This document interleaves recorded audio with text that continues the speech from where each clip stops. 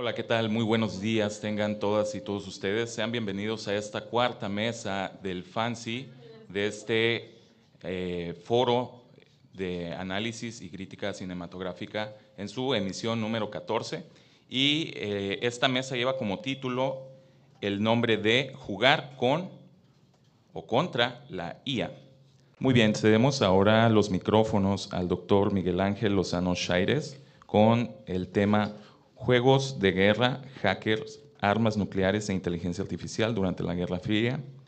Él nos acompaña desde aquí, desde la UABC, y paso a leer su currículum. Miguel Ángel Lozano Chaires, Mexicali, 1982, es maestro en estudios socioculturales por parte del Instituto de Investigaciones Culturales Museo de la UABC, de donde se tituló con mención honorífica. Es autor de Sombreros Blancos, Tres hackers programan un mundo mejor, del 2017, coautor de Fuera de la Caja, Galerías Independientes de Baja California en el 2018, y autor del libro de cuentos Asuntos Familiares en el 2023. Actualmente es docente de la Facultad de Artes Mexicali de la UABC, edita la revista Escafandra dentro de la facultad y es líder del cuerpo académico Narrativas Transmedia e Intertextualidad. Bienvenido, doctor. Gracias.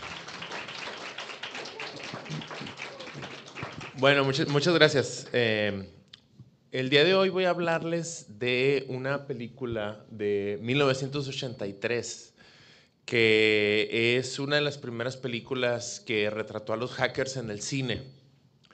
Y yo ya he trabajado sobre el cine de hackers anteriormente, pero quería indagar sobre tres aspectos sobre esta película, que son los hackers, la inteligencia artificial y las armas nucleares, que son tres elementos de esta película. Esta fue dirigida por John Badham, que es el director también de la película Saturday Night Fever. Y pues por su fecha de publicación o de estreno en 1983, es una película que está en plena Guerra Fría. Aún no caía el muro de Berlín, que cayó hasta el 89, entonces todavía había una amenaza nuclear constante. Siguiente diapositiva, por favor. La película inicia con una secuencia donde hay dos agentes que son del ejército encargados de activar las armas nucleares en caso de recibir una orden de atacar, y les llega una orden de simulacro, pero titubean, no activan las bombas. Entonces eso causa una crisis en el ejército, donde dudan de que en el caso de una situación real puedan lanzar las bombas atómicas, porque el elemento humano va a fallar. Siguiente diapositiva. Entonces hay una propuesta dentro del ejército de reemplazar el elemento humano por una computadora que se llama Whopper en la película, que es un sistema de inteligencia artificial que está constantemente calculando las posibilidades o lo que va a pasar en una tercera guerra mundial. Entonces, en el caso de llegar a esta situación o a la necesidad de un ataque o un contraataque nuclear, la computadora no titubearía, ¿no? Vería cuál es la opción más objetiva. Siguiente, por favor. Entonces, el plan se acepta y los humanos son reemplazados por este sistema, ¿no?, que ahora está a cargo de activar las bombas atómicas. Siguiente, por favor. Entonces entra el protagonista de la película, que es un joven de 16 años de nombre David Lightman, que es estudiante de preparatoria y es un aficionado a las computadoras. Hoy le llamaríamos un hacker, pero en la época que se publicó o se estrenó esta película, el término no estaba muy popular, de manera que no se utiliza aún. Siguiente diapositiva. Estamos hablando de un mundo antes del internet, donde las computadoras a veces se tenían que conectar mediante líneas telefónicas o dispositivos como este, que se llama un acoplador acústico, que tenían que poner un teléfono encima de eso para que la computadora se pudiera comunicar. Siguiente diapositiva, por favor. Entonces hay una escena donde nos muestra David Lightman con una de sus compañeras de clase, que les muestra cómo puede modificar sus calificaciones de la escuela accediendo al sistema. Nos muestran cómo este chico anda explorando, viendo a qué sistemas puede acceder, ¿no?, sin autorización, en una época donde había poca seguridad informática, ¿no? Siguiente. Entonces, en un momento David Lightman en una revista ve un videojuego anunciado de una compañía que se llama Protovisión. Entonces él sospecha que quizá pudiera entrar a su sistema para jugar esos juegos. Siguiente diapositiva. Entonces llega a un sistema por accidente donde empieza a ver una lista de juegos y empieza a investigar. Sin embargo, no puede obtener acceso. Siguiente diapositiva. Consulta con algunos de sus amigos hackers de cómo podría entrar en el sistema y le recomiendan que investigue sobre uno de los nombres que aparecen en el sistema, que es Stephen Falken, que es un investigador de la inteligencia artificial. Siguiente diapositiva. Entonces él llega a conocer a este investigador que ya falleció, que desarrolló una serie de sistemas donde las computadoras pueden jugar juegos y pueden de ajedrez, damas y todo, y pueden ganar. Entonces, gracias a la información que obtiene, puede obtener la contraseña, puede acceder al sistema y lo que él cree que está jugando como juegos de guerra nuclear y todo, realmente accedió al sistema de la Whopper, de la computadora, y está activando los sistemas nucleares de Estados Unidos. Siguiente diapositiva.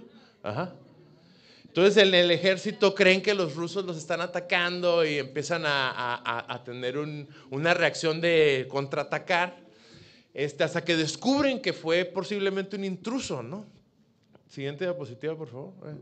Bueno, de ahí se arrestan a David Lightman, lo llevan al sistema NORAD, que es el del ejército y todo. Al final de cuentas, localizan al investigador de inteligencia artificial que había fingido su muerte, lo llevan aquí.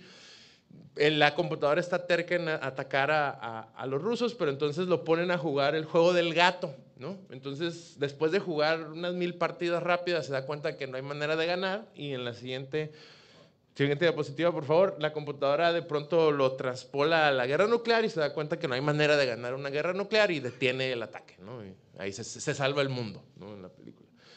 Entonces, esa es a grandes rasgos la trama de la película. Entonces, siguiente diapositiva, por favor. Voy a hablar del primer elemento, que son los hackers.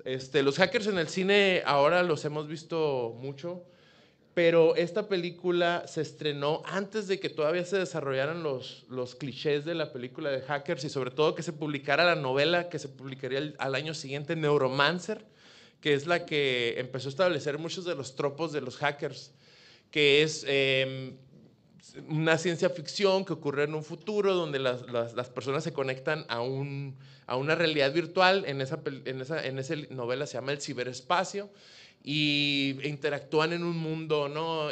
Virtual con otras personas dentro de ahí. Eso empezaría a permear las películas de hackers a partir de la publicación de la novela, pero como esta surgió antes, nos encontramos con un hacker muy aterrizado, donde no hay muchos elementos de ficción y fue como muy investigado con algunas personas que habían investigado sobre el tema.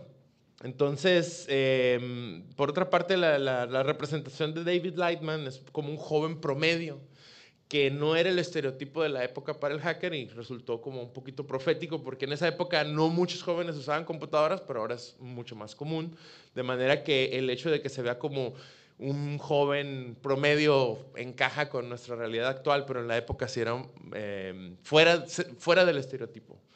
Siguiente diapositiva, por favor. Aquí tenemos algunas representaciones posteriores de los hackers en cine. Bueno, aquí tenemos la portada de Neuromancer, la novela que menciono. Luego Matrix es un referente quizá más conocido, pero si ustedes pueden ver cómo lo representan ya, tiene que ver con estas ficcionalizaciones. Y en la otra imagen está la película Hackers del 95. Siguiente diapositiva, por favor. Siguiente diapositiva. Entonces, el siguiente elemento son las armas nucleares y todos estos elementos de la inteligencia artificial, armas nucleares y los hackers surgieron más o menos al mismo tiempo y en el mismo lugar. La carrera armamentista surgió después de la Segunda Guerra con el lanzamiento de las 2 bombas atómicas a Japón. Pero a partir de ahí las principales potencias empezaron a hacer un acumulamiento de armas nucleares y esta película toma su inspiración principalmente de otra que también trata de este tema, que es la de Doctor Strangelove de Stanley Kubrick. Siguiente diapositiva, por favor. Si nosotros vemos, por ejemplo, la sala de comando del ejército tiene como ecos de la de Stanley Kubrick. Siguiente diapositiva, en Doctor Strangelove. Una sala llena de pantallas gigantes, ¿no? Donde puede ver la trayectoria de las bombas y todo eso. Siguiente diapositiva. También hay un momento donde, aquí casi no se ve, pero donde van a activar las bombas nucleares y les llega un código que tienen que contrastar. También hace contraste con la siguiente diapositiva, en la de Doctor Strangelove, donde también tienen que activar un código secreto para las armas nucleares. Y siguiente diapositiva, también el inicio de Doctor Strangelove inicia con una advertencia que dice que el ejército niega que algo así como lo que se muestra en la película pudiera suceder en la vida real. Sin embargo, Wargames no inicia con esa advertencia. Siguiente diapositiva. Entonces, en la época que se estrenó, el presidente de Estados Unidos era Ronald Reagan. Y cuando Ronald Reagan vio la película de Wargames, se preocupó de que algo así pudiera suceder. Entonces le preguntó a sus altos mandos del ejército que investigaran si algo así podía suceder. Y cuando descubrieron que era posible, se lanzó la primera ley informática en Estados Unidos el siguiente año, en 1984, que se llamaba National Policy on Telecommunications and Automated Information System Security. Antes de eso no existía una ley informática. Entonces esta película, al mostrar un escenario tan factible, motivó legislación en Estados Unidos. También cabe destacar que en la época, como se ve en la portada, Ronald Reagan tenía un plan de defensa con armas nucleares que lo apodaban Star Wars, porque tenía que ver con el espacio y lanzarlo desde, con satélites, vigilancia y todo eso, ¿no? Siguiente diapositiva, por favor. Esta película, junto con otras, creó lo que el autor David Kirby dice el efecto Wargames, que es cuando una película te muestra un escenario tan posible que lo empiezan a utilizar como advertencia y tratar de cambiar un poquito las cosas. Eso ha sido también, yo creo que como hoy en día seguimos a veces pensando en Terminator o Jurassic Park como ejemplos muy en la cultura popular, ¿no? de algo que puede salir mal con la tecnología cuando no tenemos cuidado, ¿no? Siguiente, por favor. El último elemento es la inteligencia artificial. Como les mencioné, hay una computadora que se llama la Whopper, que en ese entonces era muy ficcional, pero hoy David Lightman puede interactuar con ella como ahora interactuamos con ChatGPT, chateando con ella, y también escucha mediante voz lo que está diciendo la computadora. Siguiente diapositiva, por favor. Entonces, en lo que está investigando David Lightman de cómo acceder al sistema, llega a un investigador que se llama Stephen Falken, como ya les mencioné, donde hay una escena donde va a una biblioteca e investiga más de él. Siguiente diapositiva, por favor. Tenemos, por ejemplo, artículos que publicó donde los vemos brevemente, ¿no? Sobre el rol de la inteligencia artificial en la guerra nuclear. Siguiente diapositiva. Y vemos en una ficha que el profesor Stephen Falken es un doctor del Instituto Tecnológico de Massachusetts. Entonces, desde mi punto de vista, siguiente diapositiva, este Stephen Falken está basado en Marvin Minsky, que es un investigador muy importante en los años 60 de la inteligencia artificial, que fundó o co-creó el Departamento de Inteligencia Artificial en el MIT, que es donde surgieron también los hackers más o menos en la misma época, ¿no? O sea, como digo, la inteligencia artificial, y dentro de ese departamento fue donde surgieron algunos de los hackers más importantes, como híjole, se me fue el nombre ahorita de Richard Stallman, ¿no? Siguiente diapositiva, por favor. Entonces, el mensaje de esta película nos quiere decir que no se puede reemplazar tan fácil el elemento humano, por más falible que sea, todavía por una computadora que puede ser falible. Este mensaje es parte de lo que se le llama a veces en ciencia ficción el complejo de Frankenstein, donde la tecnología se va a volver contra nosotros, ¿no? Que lo podemos ver en 2001 dice el espacio, en la misma Terminator, donde a final de cuentas nos estamos enfrentando contra la inteligencia artificial, ¿no? La creamos, pero luego se vuelve contra nosotros. Siguiente diapositiva, por favor. No, falta... ¿Es la última? Ahí está, la conclusión.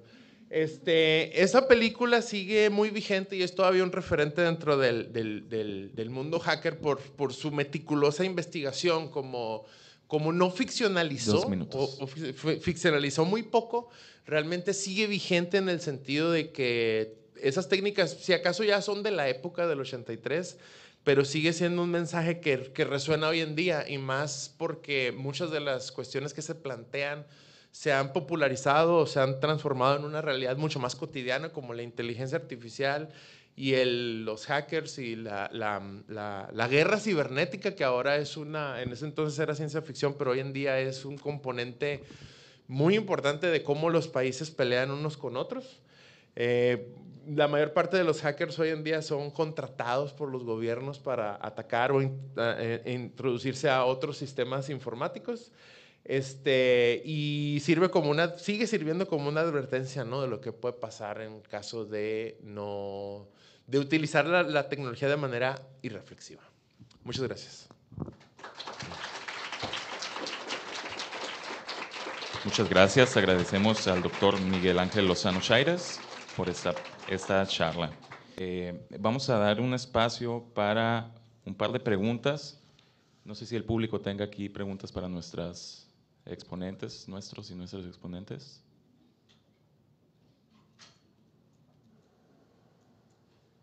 Ok. Bueno, aquí hay unas que nos mandan por chat. De igual manera, para la mesa, ¿por qué la mayoría de las obras donde está involucrada la inteligencia artificial terminan en tragedias? A mí me gustaría responder esa.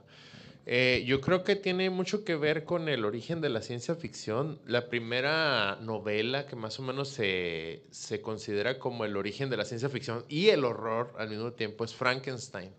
Y en esa novela eso es exactamente lo que pasa. O sea, el doctor Frankenstein, guiado por una obsesión con la ciencia, crea a este ser que nunca pidió ser creado, y precisamente por eso mismo se vuelve contra su creador. No tanto porque él quiera ser malo, sino porque la sociedad no le responde, ¿no?, como quisiera, no le dan su lugar. Entonces creo que esa idea tan poderosa como una fábula, ¿no?, que nos advierte de los peligros, es traída una y otra vez al cine, a la literatura y a todos los medios. Y de hecho la inteligencia artificial es lo que desde hace tiempo nos despierta esta misma fascinación, ¿no? En Frankenstein era la creación de la vida, ¿no?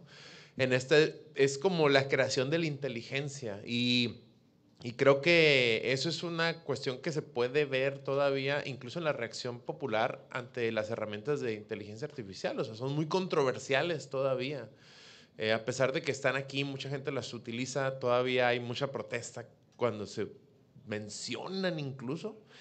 Entonces creo que esas películas intentan advertirnos de eso, además de que creo que también estamos en una época posmoderna que ya nos ha decepcionado la tecnología, en el sentido de que ya casi nadie cree que la tecnología nos va a resolver todos nuestros problemas. Si nosotros nos vamos a los años 50 en cine o incluso en literatura podemos encontrar mundos utópicos, ¿no?, gracias a la tecnología, pero hoy en día es rarísimo encontrar eso, casi son puras distopías donde todo sale mal. Entonces ese es el futuro que nosotros estamos imaginando para nosotros mismos. Yo en lo particular soy bastante pesimista con la inteligencia artificial. Sí nos va a ayudar en algunas cosas, pero así como las redes sociales, como se hablaba de ellas hace 15 años, se hablaba de una manera bien optimista, y ahora es muy difícil encontrar un discurso optimista sobre las redes sociales. Va a pasar lo mismo, creo yo, con la inteligencia artificial. Es mi perspectiva. Mi bola de cristal me dice eso. Muchas gracias, doctor. Muchísimas gracias por sus participaciones. Y con esto cerramos esta cuarta mesa, no sin antes invitarlos a la mesa número 5 en punto de ya. En este momento arranca Terminator 0, análisis de arte, animación y discusión. Muchas gracias y continúen con nosotros.